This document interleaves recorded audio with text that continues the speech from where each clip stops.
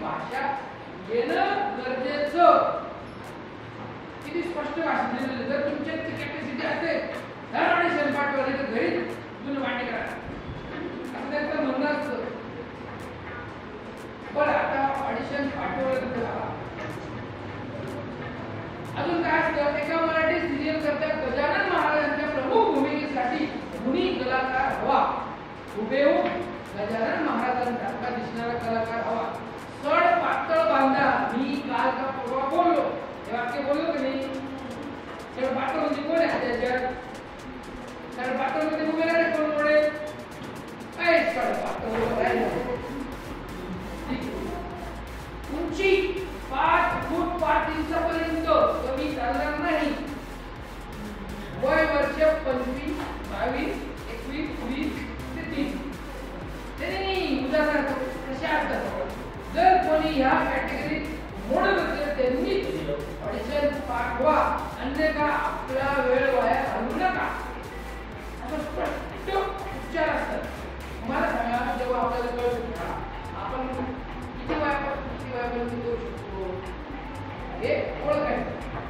तू किती काय वय आहे तुझं. 12 वर्ष म्हणजे ही 10 वर्षापासून 9 वर्षापासून 13 वर्षापासून स्क्रीनवर दिसू शकते. तू तिकडे जावी तुझं किती एज आहे आता 50. म्हणजे तू 12 वर्षापासून जर फक्त दाखवायचं असेल केसात पांढरे केले तरी 25 वर्षापर्यंत करू शकते. ती वर तुमचं वय किती दिसू शकतं हे त्याच्यासाठी आहे. मी तुम्हाला राजेश छत्रपती शिवाजी महाराजांची विनंती व्हायला म्हणून दाखवलं.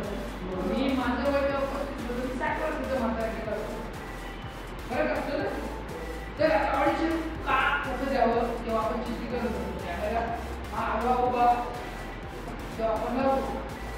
आडवा लावला तरी त्याला उभा पूर्ण तोपर्यंत आपण पूर्ण दिसू. असं तुम्हाला माहिती सेंटर पॉईंट काय घ्यायचा आपण आपल्या कॅमेऱ्याच्या सेंटरमध्ये आपण ऐकून आता ऐकून कंट्रोल आला ना. किती वेळ राहिला.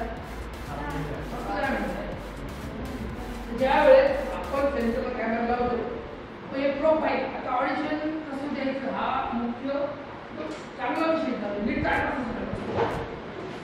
फ्रेश भाषा छान